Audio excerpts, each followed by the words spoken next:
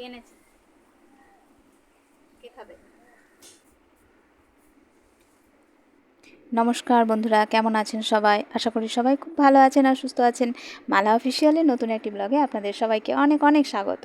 তো এই দেখুন, আজকে হচ্ছে সকালবেলা উঠে পড়েছি। আর উঠে সকালে প্রথমে ফ্রেশ হয়ে নিয়েছি। আর তারপর আজ যেহেতু মেয়ের স্কুল ছুটি, তাই জন্য আর চাপ নেই। তো তাই আসলে ছুটি মানে হয়েছে কি, ওদের পরীক্ষা আছে, ফার্স্ট টার্মের পরীক্ষা। এখন তো সমস্ত স্কুলই ছুটি দিয়ে দিয়েছে, কিন্তু আমার মেয়ের স্কুলে ছুটি নেই জানেন এখনও, কারণ ওদের এক্সামটা হয়নি। এই পরীক্ষার পরেই ছুটি পড়ে যাবে। তো যাই হোক, আজকে পরীক্ষার আগের দিন, তার তার জন্যই হয়তো ওদের ছুটি দিয়েছে।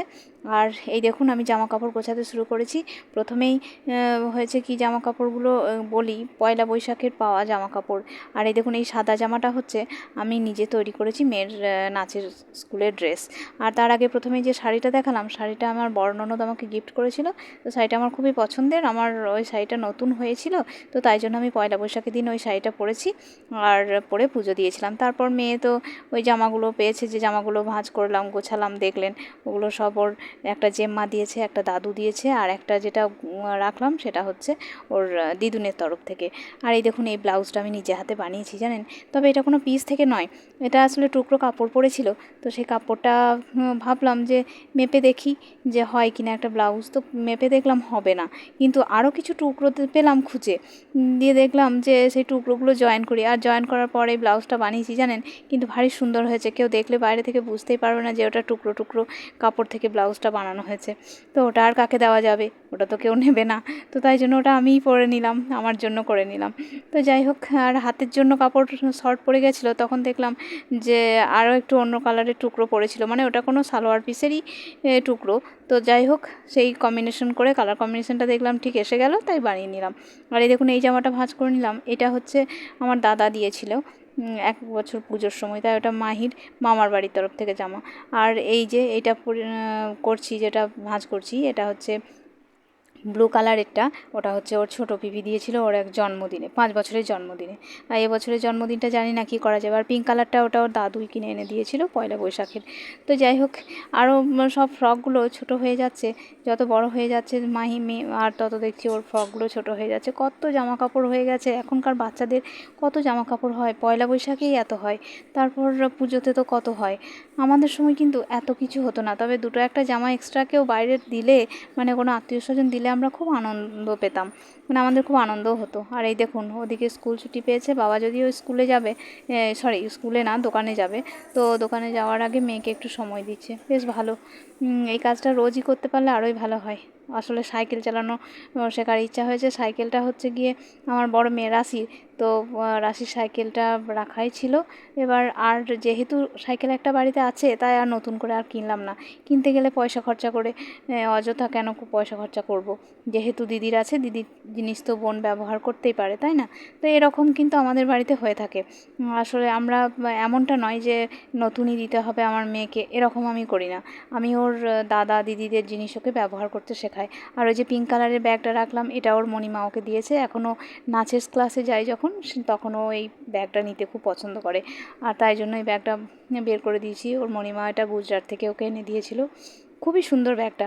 আর যে স্কুল ব্যাগটা হচ্ছে ওর জেম্মা ওকে জন্মদিনে দিয়েছিল। তবে ওর সম্ভবত 4 বছরের জন্মদিনে, কিন্তু দুটো ক্লাস ওর ওই একটা ব্যাগেই হয়ে গেল। অথচ ব্যাগটা এত সুন্দর ব্যাগ দিয়েছিল দিদিভাই, মানে কি বলবো। ওই ব্যাগটা এখনও অক্ষত অবস্থায় আছে, এবং ব্যাগটার ওপর বেশ ধকল যায়। নিয়মিত ওই ব্যাগটাতেই স্কুল যাচ্ছে। তো যাই হোক, এই যে দেখুন, এখন আঁকতে বসে গেছে। সাধারণত ছেলে মেয়েরা দেখেছি পড়াশুনো করার পর আঁকতে বসে। আমার মেয়েটা দেখছি একটু উল্টো, মানে পড়তে বসার আগে একটা ছবি এঁকে তারপর পড়তে বসে। মানে ছবি আঁকাটা ওর খুব পছন্দের, যদিও খুব ভালো আঁকতে পারে না। তো বাচ্চা মেয়ে তো সবে শুরু করছে, বড় হলে ঠিক শিখে যাবে। তো যাই হোক, আমার এই স্নান হলো, আর স্নান সেরে আমি রান্নাঘরে ঢুকলাম। এই দেখুন, মাছগুলো একটু হলুদ আর নুন মাখিয়ে রেখেছিলাম, বেশি জল বেরিয়ে গেছে মাছের মধ্যে। তারপর মাছগুলো একে একে আমি ভেজে নিচ্ছি। আর এই মাছ ভাজা হয়ে গেল। ওই এসেছে মাহির বাবা দোকান থেকে, রোজই দেখছি কিছু না কিছু ফল এনে দিচ্ছে মেয়ের হাতে, বেশ বড় সড়ো আকারের। তরমুজ তো এখন রোজই আনছে, তো তার সাথে আজ দেখছি পেঁপাই এনেছে, আর নিজে হাতেই কাটবে হয়তো।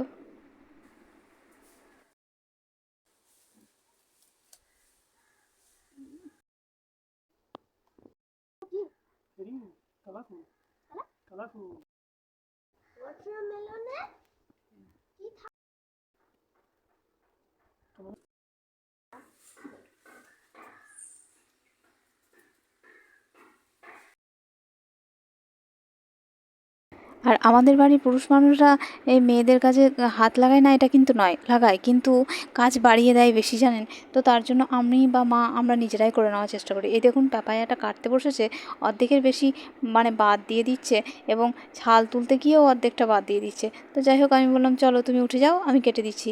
দিয়ে ও নিজের মতো একটু কেটে নিল আর তারপর উঠে গেল। আর এদিকে রোদ্দুর যা বাড়ছে, ভীষণ রোদ্দুর, আর সাথে গরম হাওয়া, লু বইছে ভীষণ। তাই বারান্দার দিকে দরজাটাও বন্ধ করে দিল। আর এই দেখুন পাপায়া নিয়ে বসেছে, ওদিকে মাকেও একটু দিয়েছি, বাবাকেও দিয়েছি, আর সাথে ওই দেখুন ও নিয়ে বসেছে। আজকে দেখছি মাহি পাপায়া খেতে খুব ভালোবাসছে, আজকে পাপায়াটা খুব ভালো ছিল। আর আমাদের বাড়ি একুটের বাড়ির কাছে পেঁপেগুলোও কিন্তু খুব মিষ্টি হয়, জানেন, কিন্তু অনেক দিন যায়নি তো। তো যাই হোক, মায়েরাই খাচ্ছে। তো আজকে ভিডিওটা এখানেই শেষ করছি, আর বেশি বড় করা যাবে না। তো ভালো থাকুন, সুস্থ থাকুন, দেখা হচ্ছে পরের ভিডিওতে। টাটা।